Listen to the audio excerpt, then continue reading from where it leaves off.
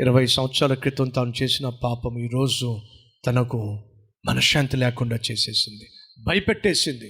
భీతితో వణికిపోతున్న సమయంలో దేవుడు మళ్ళీ దిగొచ్చాడు యాకోబు జీవితాన్ని బాగు చేయటానికి. ఆ రాత్రి దేవుడితో యాకోబు పెనుగులాడాడు. నువ్వు నన్ను దీవిస్తే తప్ప నేను నిన్ను విడిచిపెట్టను. బలంగా దేవుని పాదాలు పట్టేసుకున్నాడు. నా దీవెన నీకు కావాలా? అవును, నీ దీవెన నాకు కావాలి. నేను దీవిస్తే తప్ప నువ్వు నన్ను విడిచిపెట్టవు, నువ్వు నన్ను దీవిస్తే తప్ప నేను విడిచిపెట్టను. అయితే సమాధానం చెప్పు, దేనికి? నీ పేరు ఏమిటి? ఎందుకండి దేవుడు ఆ మాట అంది? ఎందుకండి దేవుడు ఆ రోజు యాకోబును ఆ ప్రశ్న వేసింది? దేవుడికి తెలియదా యాకోబు అని? తెలుసండి. కానీ యాకోబు ఇదే ప్రశ్నకు మోసపూరితమైన జవాబిచ్చి తండ్రిని మోసం చేశాడు. ఇప్పుడు దేవుడు యాకోబులో నిజమైన మార్పు వచ్చిందో లేదో పరిశీలిస్తున్నాడు, పరిశోధిస్తున్నాడు, పరీక్షిస్తున్నాడు. కాబట్టి ప్రశ్నించాడు, నీ పేరేమిటి? ఎప్పుడైతే దేవుడు ఆ ప్రశ్న వేశాడో యాకోబుకి 20 సంవత్సరాల క్రితము ఆ ఇంట్లో జరిగిన సంఘటన అంతా జ్ఞాపకం వచ్చింది. ఇదే ప్రశ్న మా నాయన వేశాడు. నాయనా, నీ పేరేమిటి? ఆ రోజు ఆ ప్రశ్న వేసినప్పుడు నేను మా నాన్నని మోసం చేశాను, యాకోబు అని చెప్పడానికి బదులుగా ఏశావు అని చెప్పేశాను. ఇప్పుడు అదే ప్రశ్న దేవుడు నన్ను వేస్తున్నాడు. అంటే నేను చేసిన మోసము దేవునికి తెలుసు. సహోదరి సహోదరులు, మళ్ళా జ్ఞాపకం చేస్తున్నా, నువ్వు చేసే ప్రతి తప్పు, ప్రతి మోసము దేవుడు చూస్తున్నాడు. నువ్వు ఎంత చాకచక్యముగా నీ తప్పును, నీ పాపాన్ని దాచిపెట్టినా దేవునికి మాత్రం, దేవుని యొద్ద నుండి మాత్రం తప్పించుకోవడం సాధ్యం కాదు.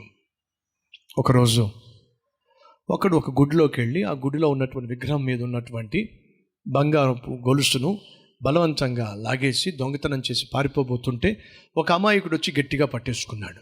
దొంగ దొంగ దొంగ అని చెప్పి గట్టిగా అరిచాడు.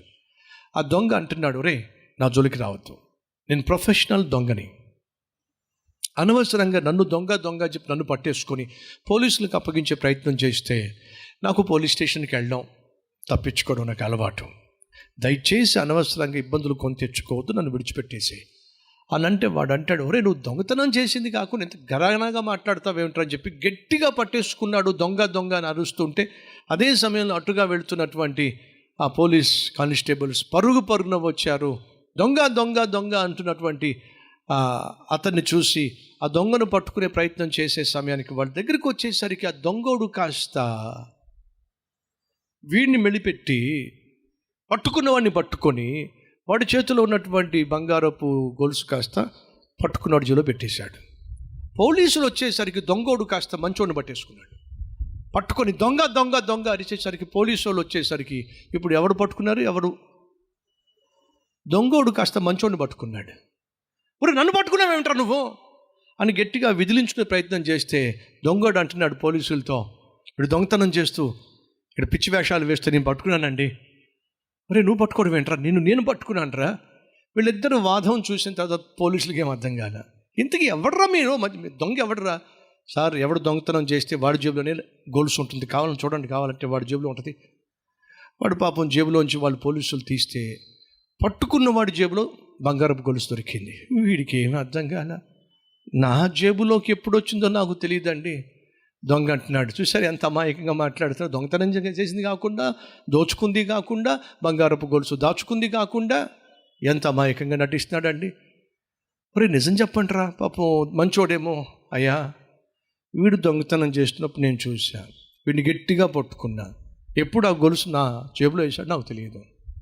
దయచేసి నన్ను నమ్మండి. వాడు అలాగే మాట్లాడుతుండే ఇద్దరిని తీసుకొచ్చి పోలీస్ స్టేషన్లో పడేశారు. ఒరే, ఒక 24 గంటలు ఆగంటరా, ఎవడు అసలేం దొంగ మాకు తెలిసిపోద్ది అని చెప్పేసి మన లోపల పడేశారు పోలీసులు ప్రశాంతంగా. ఆ రాత్రి అసలేం దొంగ అంటున్నాడండి, ఒరే నేను చెప్పాను నీకు, నా జోలికి రావద్దని చెప్పాను, నా మాట నువ్వు వినలా. దొంగతనం చేసింది నేనే, కానీ నన్ను పట్టించాలని ప్రయత్నం చేసిన నిన్ను పట్టించా. నీ జేబులో గొలుసు పెట్టింది కూడా నేనే. ఇప్పుడు వాళ్ళు నువ్వే దొంగవని చెప్పి వాళ్ళు ఒక అండర్స్టాండింగ్కి వచ్చేస్తారు, నేను బాగా తోముతారు. వాళ్ళ జీవితంలో దొంగల జోలికి రాకుండా చేస్తారు వాళ్ళు. అర్థమైందా? వాడు బెక్కు మొహం పెట్టి అనవసరంగా విని పట్టుకోకుండా ఉంటే బాగుండేది, నేను ఏమో ఎవడ ముఖం చూశానో పొద్దున్నే లేచి అని చెప్పి పాపం వాడు రాత్రంతా నిద్రపోలేదండి. పొద్దున్నే పోలీసు వాళ్ళిద్దరిని బయటికి పిలిస్తే ఆ దొంగోడు వీడి వైపు చూసి, హలో వెళ్ళొస్తా, నేను బయటకు వెళ్తున్నా, నేను లోపల బాగా తోముతారు చూడు అని చెప్పి మరీ బయటకు వచ్చాడండి. వీళ్ళిద్దరూ బయటకు వచ్చిన తర్వాత పోలీస్ ఆఫీసర్ అడిగాడు, నిజం చెప్పంటారా మీ ఇద్దరు ఎవరు దొంగతనం చేశారు? సార్ మళ్ళీ అడుగుతారేంటి సార్, నా ముఖం చూస్తే మీకు అర్థం కావట్లే మంచోడు అని చెప్పి. అవునరా నీ ముఖం చూస్తే మాత్రం నువ్వు మంచోడులాగా ఉంది, ఒక నిమిషం ఆగు అని టేప్ రికార్డర్ ఆన్ చేశారు.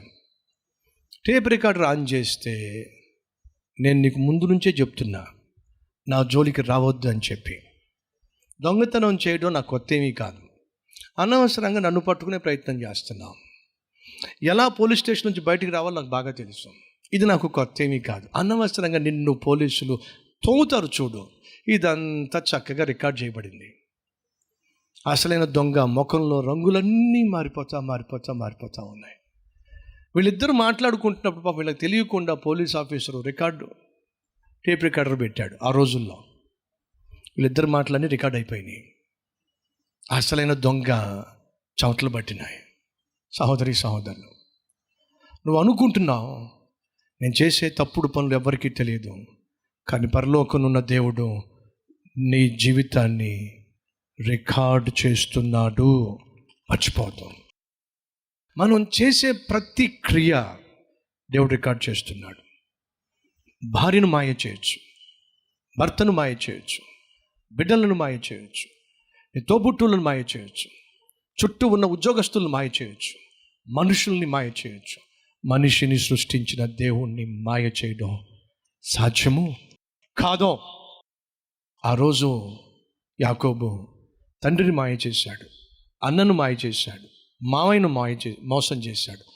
తను మోసం చేయటమే తన జీవితంలో. అయినా దేవుడు అతనికి ఒక అవకాశం ఇవ్వాలని ఆశపడ్డాడు. కాబట్టి అడుగుతున్నాడు, నీ పేరేమిటి? ఆ రోజు యాకోబుకు అర్థమైపోయింది, ఇదే పేరు ఏశావు అని చెప్పి మా నాన్నను మోసం చేశా, అన్నను మోసం చేశా, చాలు, ఈ మోసపూరితమైన జీవితము చాలు. చేసిన మోసాల వల్ల మనశ్శాంతి లేకుండా జీవించాను, ప్రశాంతత లేకుండా జీవించాను, ఇంట్లో నెమ్మది లేకుండా జీవించాను, స్థిరత్వం లేకుండా జీవించాను, అక్కడికిక్కడికి ప్రయాణం చేసుకుంటూ అడ్రస్ లేకుండా జీవించాను, చాలు. ఆ రాత్రి యాకోబు మనస్ఫూర్తిగా దేవుని సందులో ఒప్పేసుకున్నాడు, అయ్యా నా పేరు యాకోబు. యాకోబు అనే పేరుకి అర్థం ఏమిటి? మోసగాడు. అంటే ఏమంటున్నాడు ఇండైరెక్ట్గా? అయ్యా ఒప్పేసుకుంటున్నా. ఏం ఒప్పుకుంటున్నావు? నేను మోసగాడిని ఒప్పుకుంటున్నా. మోసగాడినే కానీ ఎప్పుడు కూడా ఎవరి దగ్గర ఒప్పుకోలే, కానీ ఈరోజు నేను ఎదుట ఒప్పుకుంటున్నా. నేను చేసిన మోసం ఈరోజు నాకు మనశ్శాంతి లేకుండా చేసింది. అనాథగా ఒంటరిగా మిగిలిపోయా. నా మోసం నన్ను ఒంటరిని చేసింది. చాలయ్యా, ఈ జీవితం నాకొద్దు. పొందుకున్న శ్రమ, పొందుకున్న కష్టం, పొందుకున్న వేదన చాలు. ఈ రోజు నుంచి నా జీవితం ఒక నూతన జీవితంగా ఉండాలని ఆశపడుతున్నాను. మోసగాడిని ఒప్పుకున్నాడు. ఎప్పుడైతే యాకోబు నేను మోసగాడిని అని దేవుని ఎదుట ఒప్పుకున్నాడో, సహోదరులు, ఆ రోజు దేవుడు యాకోబుతో ఈ మాట అన్నాడు, ఇక నీ పేరు యాకోబు కాదు, మార్చేస్తున్నా. ఇక నీ పేరు నూతన పేరు పెడుతున్నా, ఇశ్రాయేలు అనే పేరు పెడుతున్నాను. ఇక నీ పేరు మోసగాడు కాదో, ఇశ్రాయేలు అనే పేరు పెడుతున్నా. నీ స్థితిని మార్చేస్తున్నా, నీ స్థాయిని మార్చేస్తున్నా, నీ స్థావరాన్ని మార్చేస్తున్నా, నీ సంతానాన్ని బహుగా నేను దీవించబోతున్నా. నీ పేరున ఒక దేశాన్నే నేను స్థాపించబోతున్నా. ఎంత గొప్ప దేవుడండి! ఒక మోసగాడు తన మోసాన్ని ఒప్పుకున్నప్పుడు దేవుడు ఆ వ్యక్తిని ఎంతగా దీవించాడో తెలుసా? ఒక వ్యక్తి పేరున ఒక దేశాన్నే ఆయన స్థాపించాడు. ఎంత అద్భుతమైన దేవుడు అండి ఇశ్రాయేల్. ఈరోజు ప్రపంచంలో బహుశక్తివంతమైన దేశం. ప్రపంచానికి గొప్ప గొప్ప సైంటిస్టులను అందించిన దేశం ఇశ్రాయేలు. ఆ దేశం అసలు ఎవరి పేరో తెలుసా మీకు? ఒక మోసగాడి పేరండి. కానీ ఎప్పుడు ఆ పేరు పెట్టబడిందో తెలుసా? మోసగాడు తన మోసాన్ని ఒప్పుకొని విడిచిపెట్టినప్పుడు. ఈరోజు నీ మోసాన్ని, నీ మాయా జీవితాన్ని విడిచిపెట్టేస్తే దేవుడు నిన్ను అద్భుతంగా దీవిస్తాడు. నిన్ను మాత్రమే కాదు, నీ ద్వారా నీ సంతానాన్ని దీవిస్తాడు. నీ సంతానాన్ని దీవిస్తాడు. అడుగుతున్నాను ఈరోజు, దేవుణ్ణి నువ్వు దీవించాలి అని ఆశపడుతున్నాడు. మరి నువ్వు ఆశపడుతున్నావా?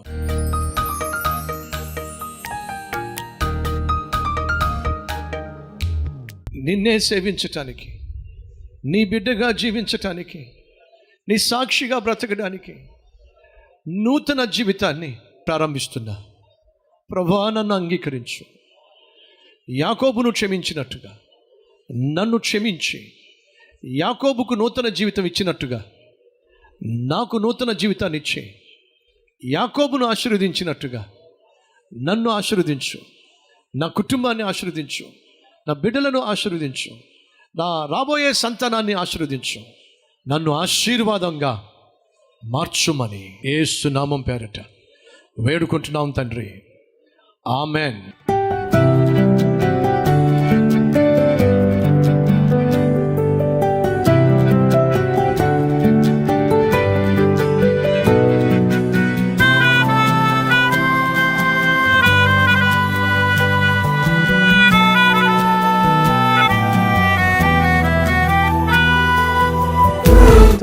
డైలీ డివోషన్ ఆశీర్వాదకరంగా ఉంటే 10 మందికి షేర్ చేయండి, లైక్ చేయండి, అలాగే ఖచ్చితంగా కామెంట్ పెట్టండి. మళ్ళీ రేపు ఇదే సమయంలో మరొక అద్భుతమైన డైలీ డివోషన్ మీ ముందుకు రాబోతున్నాను. అంతవరకు సెలవు.